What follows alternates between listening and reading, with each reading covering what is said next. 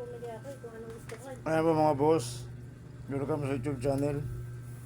Ito yung paggagawa ng mga pattern na sample po na mga molding design.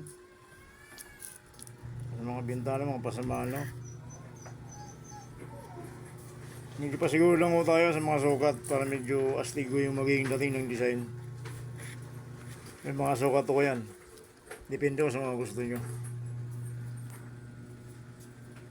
Medyo madali lang ako siyang tingnan pero medyo mabusisi yung gawin yan. Lalo pag kinaktol na akong ginagawa.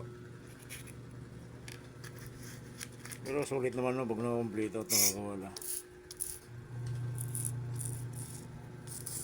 Nagbagay ko to pag mga laki ng mga bintana, mga 120 o 1 meter. O lumaki pang, mas lumaki pa ako dun. Mayroon daw pala ba? Mas maganda to gawin pag mga sa second floor. Kitang kita ko yung design.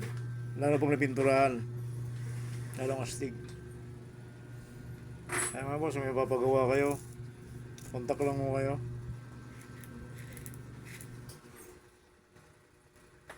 Gumawa lang kung singilan natin. Singilang pang ano lang. Hindi masakit sa bulsa. Ang importante magawa ng maayos. Yan. Kapag gawa ko kayo, mamili lang ako sa mga design na ginawa ko kung gusto nyo. Wala kang problema. Actual kong gagawin yan.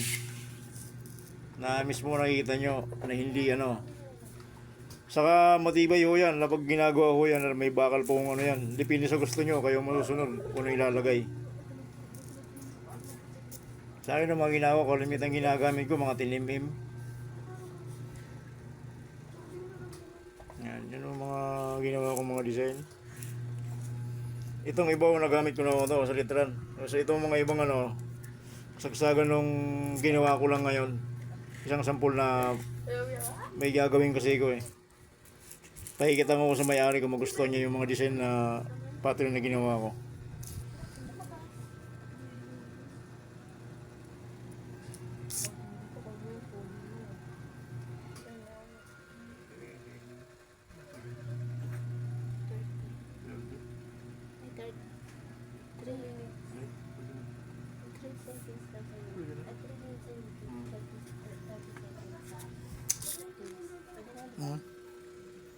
Ayan mga boss.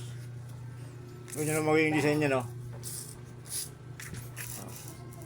Ang dito lang mo tayo boss ha. Bye!